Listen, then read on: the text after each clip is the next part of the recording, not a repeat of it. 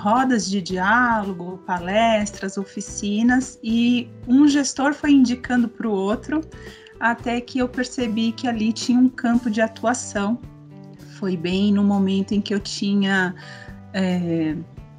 saído do meu trabalho em gestão de pessoas, numa multinacional, por conta do nascimento dos meus filhos. Então, bem que eu estava querendo encontrar uma oportunidade de contribuir, mas que eu pudesse ter mais flexibilidade. E daí nasceu a Alumeia, né, que tem levado sementes de luz nas mentes e nos corações das pessoas por onde a gente passa. O foco do nosso trabalho é na educação e na assistência social. Então, desde 2007 que a gente atua dentro dessa questão do desenvolvimento das competências socioemocionais. Muito antes de ser exigência da BNCC, a gente já vislumbrava, por conta da nossa formação em pedagogia da cooperação, em jogos cooperativos, cultura de paz. Quando eu falo a gente, eu e os meus colegas que atuavam nos projetos, a gente já vislumbrava a necessidade de cuidar das relações humanas dentro dos ambientes da escola, organizacional. Então a gente tem uma bagagem bem legal, passamos por essas instituições, não cabe mais todas aqui, eu fico feliz, a gente vai escolhendo as mais recentes. E hoje eu gostaria de falar com vocês brevemente sobre o que é a comunicação não violenta. E escolhi começar a falar sobre a comunicação não violenta trazendo a imagem do psicólogo norte-americano Marshall Rosenberg, autor deste livro, que aqui está a capa, e de tantos outros. Cada ano que passa nós temos mais e mais publicações dele, traduzidas aqui no Brasil, mas esse foi o primeiro livro que chegou em português para nós. Nesse livro, de leitura fácil, gostosa, nós encontramos, além da apresentação da comunicação não violenta, exercícios práticos que nos ajudam a verificar se nós estamos compreendendo o que o professor e psicólogo Marshall traz, de uma forma que a gente se sente muito apoiado, sabe? Ele vai dizendo por que a resposta está certa ou por que a resposta não está certa, né? E também ele traz muitos relatos de aplicação dessa técnica da comunicação não violenta nos atendimentos, nas palestras, nos workshops que ele fazia por todo o mundo, né? Embora na capa do livro, na tradução brasileira, esteja técnica, a comunicação não violenta é mais do que uma técnica de comunicação. Ela possibilita, né, que nós possamos acessar uma camada mais profunda de autoconhecimento a respeito dos nossos sentimentos, o que serve como gatilho para nós, o que nos mobiliza tanto para as emoções positivas quanto as emoções que comumente se chamam de negativas. Embora o professor Marshall nos ensine que não existe sentimentos bons e sentimentos ruins. Todos os sentimentos estão a serviço do ser humano para funcionar como uma sinalização, para nos mostrar que algo importante para nós está acontecendo. E além de proporcionar autoconhecimento em relação aos nossos sentimentos, a CNV também nos mostra que a raiz de todos os sentimentos está nas nossas necessidades. Então, eu estava falando a respeito da forma como a gente pode colocar essa comunicação não violenta em prática, considerando que ela vai, por meio do autoconhecimento dos nossos sentimentos e das nossas necessidades, ela vai proporcionar novas perspectivas, né? Novas formas de acessar o outro e acessar a gente. Então, para que isso seja possível, é muito importante que a gente cuide da nossa presença no momento agora, no aqui e no agora, né? Parece um pouco redundante, eu sempre me incomodo de falar presença no aqui e agora. É o único lugar que dá para ter presença é no presente, né? Fica meio esquisito. Mas observe-se você, quantas vezes está só o corpo aí, onde você está, e a cabeça está no compromisso que você tem daqui a pouco, ou numa conta que você tem que pagar no final do mês, ou no passado, em situações que aconteceram e que para você não aconteceram da forma ideal, coisas que você ouviu e gostaria de ter tido uma interação diferente do que a que você teve. Então é muito comum que a nossa mente esteja no passado ou no futuro.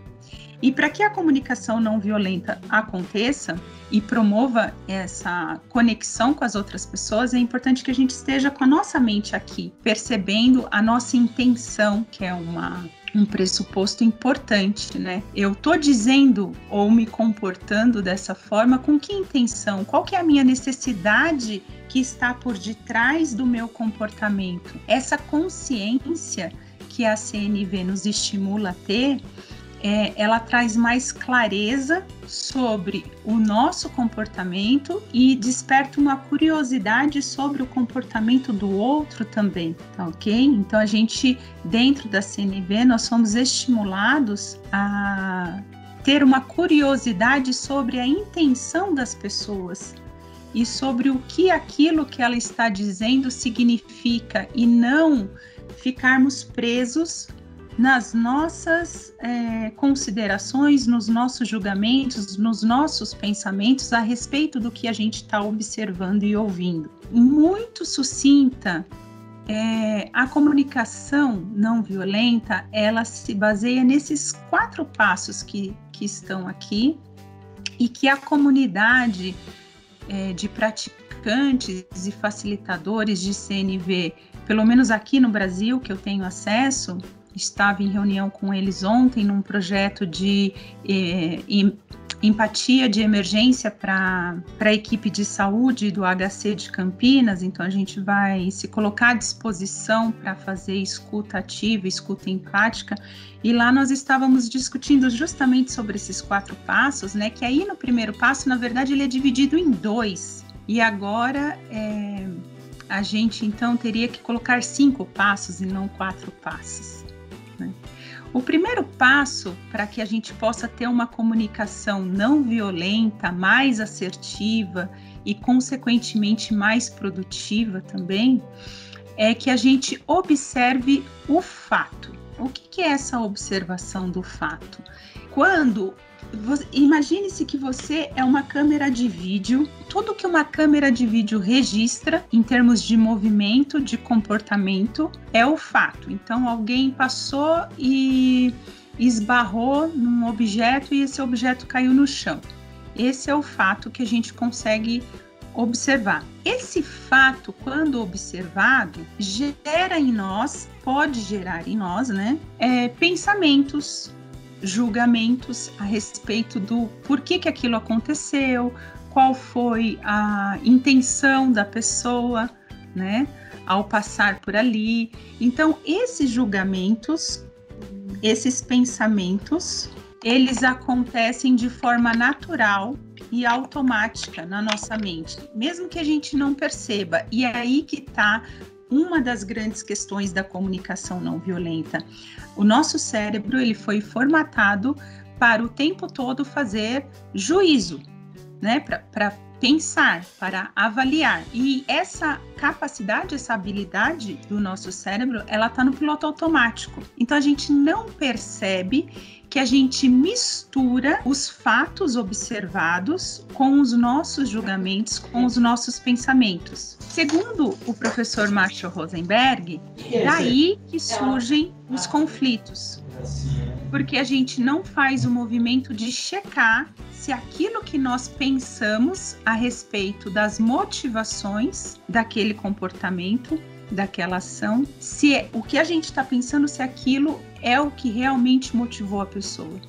E a partir do nosso julgamento, que não necessariamente é o real motivo para outra pessoa ter feito ou ter dito aquilo que ela fez e disse, a gente parte desse nosso julgamento para a interação com a outra pessoa. Então, o primeiro passo seria que nós conseguíssemos observar os nossos julgamentos e fazer essa distinção. O que eu estou observando e o que eu estou achando que é o motivo daquilo estar acontecendo. Vou trazer um exemplo para dentro do contexto escolar. O meu aluno não faz as atividades que eu peço ou faz e entrega atrasado. Qual é o fato observado? É a não entrega ou o atraso da entrega. Concordam comigo? Agora, os meus julgamentos vão começar a dizer para mim que aquele aluno está desmotivado, que ele não é comprometido, que ele não é responsável, que os pais desse aluno não são responsáveis, que eles não se comprometem com a vida escolar do aluno, que eles não são parceiros da escola.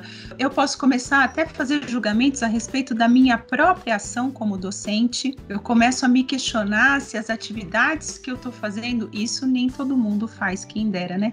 Mas eu posso começar a me questionar, será que essa atividade que eu estou fazendo não está num nível muito abaixo da capacidade desse aluno, que faz com que ele fique desmotivado? Ou, ao contrário, está exigindo desse meu aluno habilidades muito além das que ele tem para poder realizar a tarefa? Então, esses julgamentos vêm na minha cabeça. E o primeiro passo é eu conseguir separar o fato de tudo isso que passa pela minha mente, que são os meus julgamentos, os meus pensamentos. Qual que é a importância, né? O porquê que a comunicação não violenta, ela pode nos ajudar tanto a aprimorar os nossos relacionamentos? Fazendo uma autoavaliação da minha fala até aqui, eu percebi que faltou sensibilizar vocês para essa utilidade, que é uma palavra horrível, mas para essa relevância da comunicação não violenta, né? A partir do momento em que eu tenho mais clareza do que está vivo dentro de mim, né? De quais são as minhas necessidades, quais são os meus julgamentos, e eu faço esse movimento de checagem, né, de investigação interna, eu tenho capacidade de me expressar para as outras pessoas com mais assertividade, com mais objetividade e também com autenticidade, com a verdade do coração. Segundo as experiências do Marshall Rosenberg que eu pude experimentar na minha vida pessoal e profissional, quando a nossa comunicação parte desse lugar de conexão profunda, de autenticidade e de verdade sobre o que nós estamos trazendo de informação ali, de fala, essa comunicação ela tem uma potência. E que potência é essa? É a potência de conseguir fazer com que o ouvido dos outros, não só o ouvido, mas o coração e a mente das outras pessoas se abram para isso que a gente está comunicando. Essa comunicação autêntica, ela exige muita coragem, porque nós vivemos numa sociedade onde nós somos estimulados a ser forte apesar de qualquer coisa, bater meta apesar de qualquer condição e de não nos abrirmos totalmente, porque isso seria se expor demais, dar a cara a tapa. É como se nós estivéssemos nos expondo para dar argumentos para as outras pessoas, né? Para que elas pudessem usar essas informações contra nós. E aí eu queria voltar aqui rapidinho, essa mensagem que o professor Marshall deixa para gente, que quando nós entendemos as necessidades que motivam os nossos comportamentos, quanto o comportamento das outras pessoas, né? Então, quando a gente entende quais as necessidades estão em jogo ali naquela situação, nós desconstruímos a imagem do inimigo. Então, esses 4 passos aqui que eu estou apresentando para vocês são passos que nos ajudam a nos conectarmos com as nossas necessidades para que a nossa comunicação seja mais autêntica e que a gente seja capaz também de desenvolver essa habilidade tão badalada hoje em dia, que é da empatia, né? Só que não tem como nós sermos empáticos com outras pessoas se a gente ainda não consegue ser empático com a gente mesmo. Então, esses 4 passos, primeiro eu vou procurar usar para uma investigação interna, para eu entender o que está acontecendo dentro de mim quando eu escuto algo que me mobiliza, que desperta em mim sentimentos, sejam sentimentos agradáveis ou desagradáveis. Então a gente chega aqui, nesses 4 passos, no passo 2. Eu observei uma situação, vamos resgatar o exemplo do aluno que não entrega ou entrega atividade atrasada. Eu quase que automaticamente começo a perceber que a minha mente dispara um monte de informações a respeito do aluno, né? Eu posso começar a pensar que ele é folgado, é preguiçoso, mas também posso começar a julgar as condições ou a minha própria atuação. Num segundo momento, nós somos convidados a perceber que sentimentos isso desperta em nós. Eu me sinto frustrada, eu me sinto irritada, eu me sinto tensa, angustiada, posso me sentir até corresponsável de alguma forma. Nessa situação, se coloquem no lugar do professor, tá? Você é um professor, tem um aluno lá que não entrega ou entrega atrasado. Eu até hoje não vi nenhum professor dizendo que nessa situação sentiria coisas desagradáveis, como que gracinha esse aluno, de novo entregou atrasado. Então, por isso que no exemplo eu estou trazendo sentimentos desconfortáveis, né? E aí, a gente quer saber, dentro dessa técnica de comunicação, a gente quer saber o porquê que esses sentimentos surgiram em mim. É quando a gente vai olhar para as nossas necessidades. Então, eu, no papel de professora, ao observar que pela 4ª vez, pela 10ª vez, o aluno não entregou o trabalho, eu me sinto frustrada, eu me sinto, de certa forma, com raiva, porque dentro do modelo da ETEC, por exemplo, a gente vai ser obrigada a dar uma recuperação para ele, eu vou ter mais trabalho, né? Puxa vida, se ao menos ele me entregasse alguma coisa, a gente já poderia ter algo para avaliar, mas enfim, eu me sinto até irritada, com raiva e fico ansiosa, porque é um aluno que vai acabar indo para conselho, e enfim. Qual é a minha necessidade em relação a essa situação? Bom, a primeira que fica viva aqui em mim é a necessidade de fazer um melhor uso do tempo, que a gente chama de eficiência ou eficácia, né? Que a minha necessidade é de fazer as coisas uma vez só. Então, eu dei a aula, ele participou da aula, eu dei um instrumento de avaliação e eu gostaria que o ritmo fosse esse. Então, uma necessidade de ritmo, de ordem, de organização, né? Também fica muito forte em mim a necessidade de participação do aluno. Eu posso fazer uma série de checagens, tá, a respeito da minha necessidade. E aí, para ajudar vocês a chegarem nesses sentimentos e nessas checagem de sentimentos e necessidades, eu trouxe aqui, esse jogo Grok. Se vocês entrarem no site da editora aqui no Brasil, que é a Colibri, é um jogo de cartas onde você vai encontrar 75 cartas de sentimentos e 75 cartas de necessidade, para te ajudar a fazer essa investigação. Você não precisa comprar o jogo, tá? Porque na internet você acha essas listas em inglês, espanhol, português. No site da Colibri mesmo tem. Mas, para mim, funciona bem ter essas cartas na mão para eu poder fazer essa investigação interna. Quando a gente começa nesse processo de autoconhecimento, dessas competências socioemocionais, da habilidade da empatia, uma das principais dificuldades que as pessoas encontram é dar nome para aquilo que está sentindo ou dar nome para as suas necessidades. É por isso que eu trago o jogo como um instrumento de apoio, que com o passar do tempo você vai ficar tão habituado que você vai diminuir a frequência com que você recorre ao jogo ou à lista, né? E por que eu chamo que é um jogo? Porque aqui, no manual, você encontra mais de 20 formas de usar essas cartas para promover justamente essa alfabetização emocional, para ampliar o repertório das pessoas. E são formas super divertidas que dá para jogar num churrasco com a família, ou agora que a gente está sendo estimulados a ficar mais em casa, que não dá para aglomerar, né?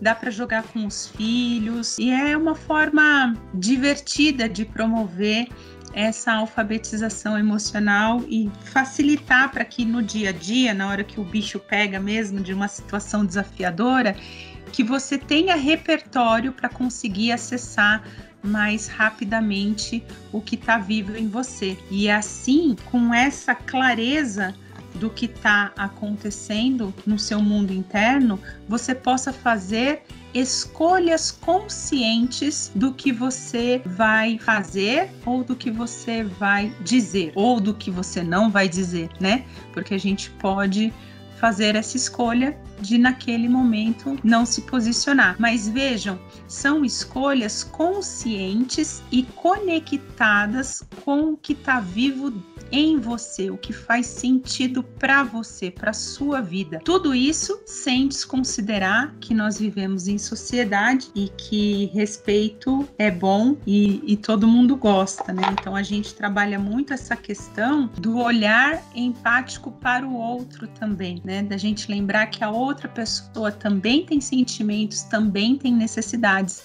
Então a gente é estimulado a adotar essa comunicação autêntica e assertiva, levando em consideração que quem está interagindo com a gente também é um ser humano, né? Então a gente passa a escolher melhor a forma como a gente vai fazer esse movimento de comunicação. E como que isso dá certo dentro dos estudos da CNV?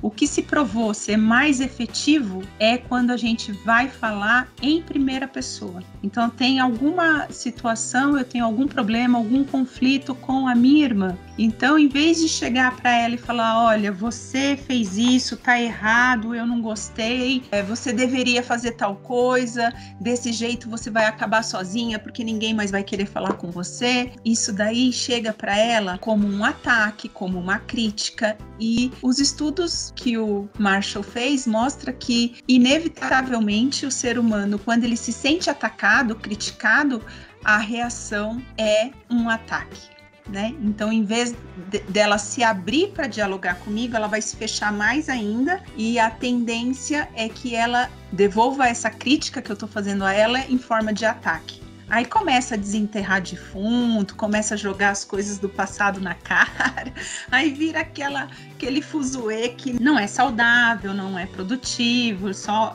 amplia ainda mais o conflito, né? Então, qual seria, Renata, a forma assertiva de eu ter esse diálogo com a minha irmã?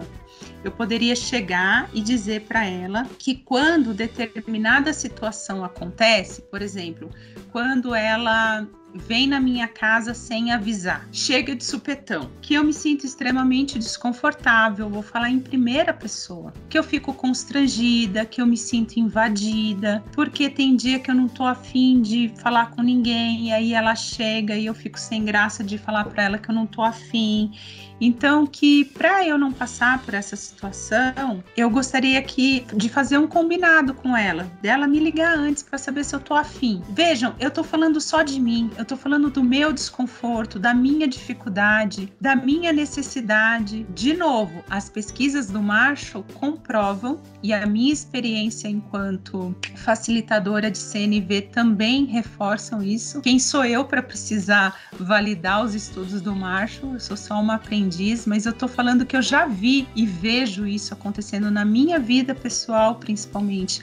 Quando a gente fala desse lugar de verdade e fala sempre em primeira pessoa, o outro se abre mais, porque a gente não tá falando dele, a gente não tá criticando ele, a gente tá falando das nossas vulnerabilidades, das nossas necessidades. Bom, eu acho que falei demais, mas esse era o básico do básico do básico que eu precisava trazer para vocês, para que a gente pudesse abrir para perguntas e para que vocês tivessem um mínimo, mas isso é a pontinha do iceberg a respeito da técnica. A gente ainda teria muito, muito que falar sobre a técnica e mais ainda sobre a filosofia que sustenta a comunicação não violenta, que é a cultura de paz. Renata, muito obrigado pela sua fala, obrigado pela contribuição, pelo olhar que você nos trouxe.